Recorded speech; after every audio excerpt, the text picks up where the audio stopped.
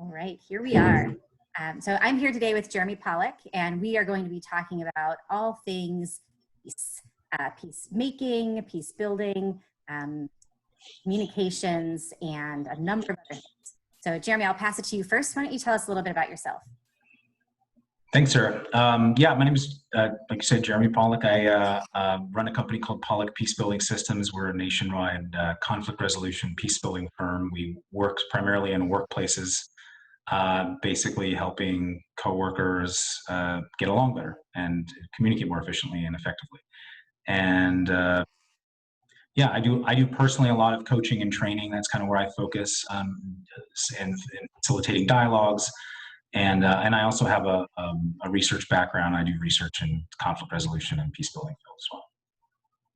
So I'm curious about conflict. We are living in a world of conflict right now, but when you're looking at organizations and businesses in this pandemic era that we're in, what are you seeing about conflict right now? So interestingly, we deal a lot with helping people communicate more effectively. One thing that if someone was a poor communicator via email before, that hasn't really changed. They're still communicating poorly via email. The one thing that I've seen is actually people are feeling less conflicted and less stressed being at home and not in the same space with other people that they've had some conflicts with because they're not, that energy is not so present, not so, it's not as in their face anymore. So I've seen the pandemic actually lessen some conflicts on that realm. The thing is that, it still exists, the dynamics still exist. So kind of some of the things that I've been working on with clients that are having some conflicts are using this time to build some more rapport and trust and a better relationship with the individuals who they had some conflicts with, so that, eventually when they do start going into the office, if they do again, it'll be easier. And even if they don't, in general, their relationships will get easier. And I think this is because they're not in each other's space so much, it feels a little less threatening right now, the conflict. So the pandemic has actually mitigated things a little bit from my perspective, just from the clients that I work with. And the only thing that I would say that it's heightened is if someone is feeling particularly stressed because of what's going on in the world, they're feeling particularly threatened on some level from a number of socio-political, cultural, or even this pathogenic level, then they might feel more, that stress will actually decrease their ability to communicate effectively usually. So that's the only thing that I've seen is disadvantageous. Otherwise, people working from home seems to be working very well for people, to be honest with you. Yeah, and I can definitely see how that would take a lot of things out of the equation that would normally contribute to conflict in an organization. Yeah. I'm wondering if we could take a couple of different scenarios and get your take on how best to manage through some of what we're experiencing. So maybe we could start at a leadership level. So I'm a leader working through the pandemic, trying to manage a remote workforce and also kind of motivating and helping people move forward. How am I communicating to both avoid conflict or manage conflict? Well, I think being proactive about avoiding conflict and essentially building a culture of peace is synonymous with building a culture of trust and care. And so anything that we can do proactively, like for instance, managers should be having one-on-ones regularly with their direct reports, maybe once a month, maybe once every 6 weeks or something, but getting to know each person, and so that those individuals know that they're not just a spoke in the wheel, that they're actually cared for as individuals, and making sure that someone, especially their supervisor, actually does care for them, they appreciate them, and that kind of thing. So being a servant leader is an important thing, I think, right now, especially so people feel, because with less social connection, they may not be getting as much feedback as they normally do in the office. So right now, giving them a lot of feedback, making sure people feel appreciated is probably pretty important. In terms of motivating, what I suggest and what I do with my team as much as I can, I'm hoping I'm doing a good job at it, but is to find out what people's motivations are. and not necessarily try to build some motivation for them, but to find out what motivates them. What is their vision for their life, for their professional life, even for their personal life, if that's appropriate in that culture, in the organization. And where do you want to be in 2 years? And okay, so you want to be, so like, how does the organization then support that goal? Because that will help really motivate individuals to know that the organization is supporting them in their personal missions, whatever that looks like. So I say, making sure that we know who is working for us, what they're motivated by, and making sure that they know that we care about that. We care about their experience. We care about them. We appreciate them. That kind of thing. That tends to mitigate potentials for conflict, at least from a preventative standpoint. So one of the things that we've been trying to counsel leaders we work with on two areas. One, I think, plays very nicely into what you're talking about, is really listening intently and to ask those questions and to try and really absorb so you understand where someone's coming from. And the other is around vulnerability, and to learn to embrace the fact that you don't know everything, you don't know where things are going, and to communicate in a way that illustrates that vulnerability. What do you think about that? So there's a fine line between being as a leader, between being vulnerable and being open about what you might be experiencing, and then also at the same time not creating a sense of the head's been cut off of the organization or our department. It's like, there's still a leader here. I'm still positive. I'm optimistic. I'm going forward. I'm still going to help support all you, and we're gonna charge forward. So there's something there. And when I was talking to you earlier, there's a personal, this is personally relevant. During this pandemic, when the whole transition happened, I sort of checked out for a month. I got very emotionally affected by the whole state of the world, and I learned some good lessons about being a leader. I could have definitely been, I would have benefited from being more vulnerable and telling my team where my head is at. But I was too worried that they would think that I was losing control of the ship.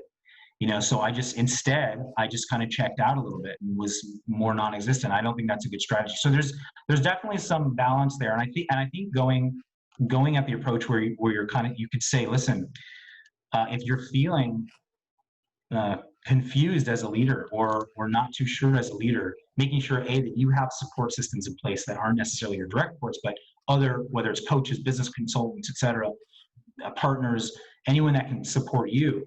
And then going to your team and saying, hey, listen, guys, I just want to be honest with you. And whatever you're experiencing, you can divulge that in some way. Like, I'm confused too. This is hard for me too. But I still have the same vision. We're still moving forward. We're going to get through this. Trust me. Like, we're going to do this together. I'm not giving up. I'm not quitting, that kind of stuff. So having those both at the same time, I think, is probably beneficial. Certainly would have benefited me. And I learned that the hard way, looking back at it. Thank you for sharing that personal experience, because I think a lot of people will relate. I mean, this is not a time. This has been a really wild, scary, uncertain time. And I'm curious if you're willing to share, how did you find your way on the other side of that? How'd you make up for some of that?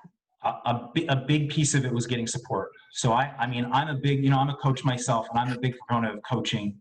And I have, 3 coaches for different things, and just getting support from them, and then getting support from other people in my social network, and just other entrepreneurs that I'm friends with and that are colleagues of mine. And what's going on with you? Tell me what's going on. And I can be really vulnerable and open with them, and just getting a lot of support. And after about a month, feeling like I was in a better place, and then finally having meetings again with each of my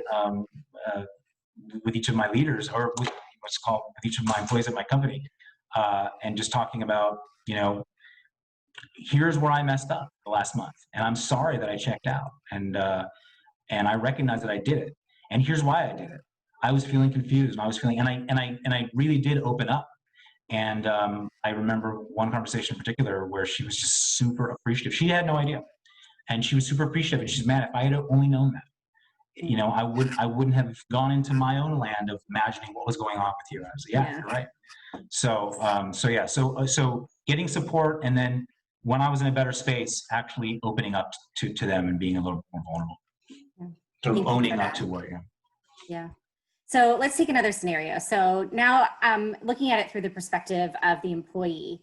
and I'm maybe feeling isolated, feeling overloaded, and generally fearful about both what's happening in the world and what that might mean for me within my professional job and position. What advice do you have for people that are living in that space? Well, I mean, I think the good thing is there's also that fine balance about being vulnerable or too open, and then also, you know, letting people know that you still have it together and you can still do your job well and that kind of stuff. And, you know, so, but I think there is even more potentially of an opportunity for employees to go to their supervisors or whomever they feel that can support them at the organization and open up to them a little bit and go, here's where I'm at, and ask for reassurance, and not necessarily like directly, like, can you reassure me, but just kind of say, hey, I'm scared about the direction of this company or about what's happening, or, you know, can you tell me anything that might make me feel better or something like that? I mean, I know for me as a leader, is like if someone came to me and said that, I would be very open and very appreciative, because if they don't, a lot of times I just assume everything's fine with them. If they don't say anything, I just assume everything's fine, you know, and that's, you know, maybe I shouldn't, but I do. And I think that happens in a lot of organizations. If you're in an organization where it's kind of hard to do that, where you don't feel like very supported, or you don't feel anybody's there to really hear you or care for you, you know, that's a tough environment to be in. And I would say at the very least, trying to get support outside the organization, you know, from finding a coach or having a colleague or a friend or a family member who you trust and who has experience in some realm that's relevant to what you're dealing with, maybe a bit professional realm. But yeah, I mean, I hope that most organizations are starting to think about how they can better support employees, and if they have issues, that they have some sort of safe forum for employees to engage with them, with management, with leadership, and tell them what's going on for them. Mm. If they So don't, it's so, yeah. I have one more question for you, and at the risk of oversimplifying what you do, which I think could be incredibly complex, are assumptions at the root of most conflict? That's a good question, and I have stated somewhere else that I think that is true. I haven't dived too deeply into really analyzing. I think what's at the heart of most conflicts, at least interpersonal conflicts, especially in the workplace, at the heart of it is a lack of trust with each other. If I don't trust an individual that they're not going to threaten my goals or my needs in some way, or that they won't support me in some way, if I don't trust that, then I'm bound to have conflict with them. The lack of trust, perception of whether I can trust someone or not, often comes from assumptions. Often comes from the way that this person is communicating with me.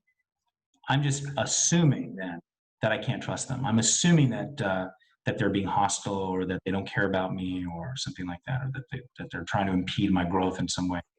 So I think a lot of it comes from assumptions, and that's part of the work that I do, is like getting people together and illuminating the assumptions we have about each other's communication and about each other's behaviors, and figuring out, like, reinterpreting for each other, like, well, you thought I meant that.